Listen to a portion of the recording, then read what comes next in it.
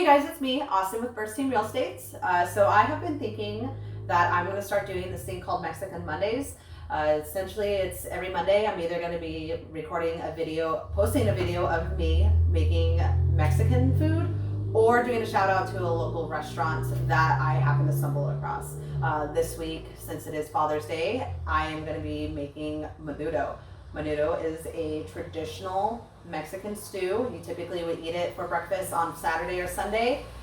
It is basically it's tripe, which is also cow stomach. You might be thinking, ew, gross. Why would you eat cow stomach? Well, it's delicious. So don't knock it until you try it. You can get it at a lot of different restaurants all throughout Orange County, mainly in Santa Ana. I know El Toro serves it. I personally haven't had it yet. But that would probably be a really good place to start. Okay, so here is the ingredients. 1 giant can of hominy, 1 white onion, 4 to 5 pasillas.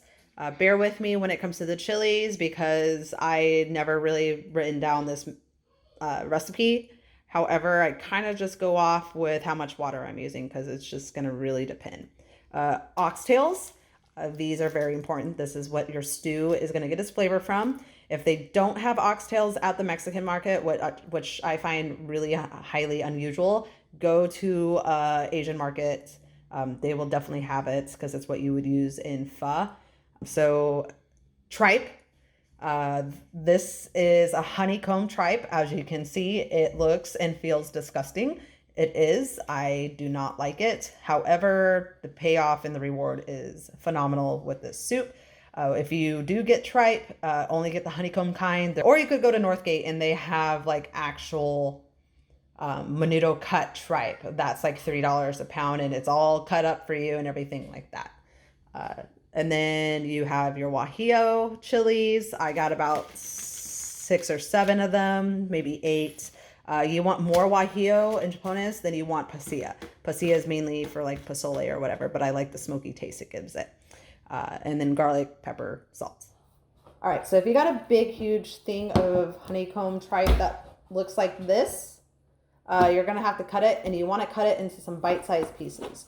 So, and always keep in mind that it does shrink down when you cook it. So I would say a decent sized piece would probably be looking like this. Okay, so I forgot to mention that we're gonna need about 2 limes. You're gonna wanna have them. And what we're gonna do is we're gonna juice them into the tripe. What this is gonna do is it's gonna break down the proteins in the tripe. And we're gonna add about 2 tablespoons of kosher salt. And then we're gonna let it sit for about 30 minutes. All right, so after you're done letting the tripe sit in the lime juice and the salt for about 30 minutes, what you need to do is you need to boil out the impurities of the tripe and of the marrow bones or the oxtail or whatever you're using. Okay, so after you boil the tripe and the oxtails, what you're gonna do is you're gonna go ahead and drain and rinse them. This also rinses off all the impurities, all the fat, and all the nasty stuff that comes off of the bones and the tripe. You're gonna want to start assembling everything, and first off, you would need about 1 white onion. Skin it, obviously, and then you don't have to chop it up into little pieces. Just quartering it is more than enough.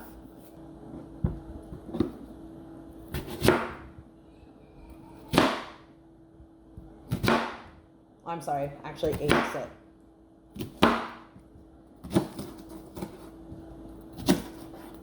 Then you're gonna put it in your pot.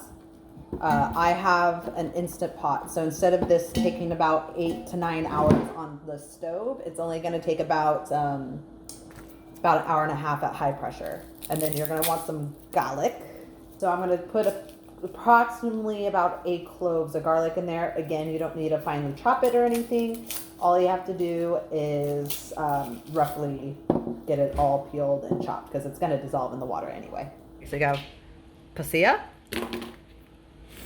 and what's it called? Guajillo And again, I'm gonna butcher this, but japones, Japones.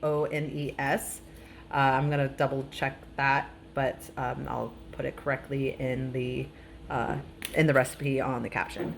Okay, so we're obviously these are all dehydrated. We're gonna have to get them all nice and hydrated. So first we're gonna put them in boiling water. You're probably gonna boil these mofos for, I don't know, 10 minutes, if that. All right, so after all of the chilies are nice and hydrated, what you're gonna do is you're gonna devein and deseed them. So you're just gonna rinse them all out and let them cool off because they are flipping hot.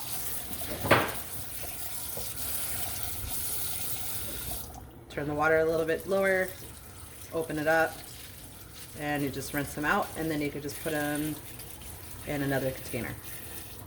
When you're done deseeding and deveining your peppers, you will then put them into a food processor and puree them with a little bit of water and then set it off to the side.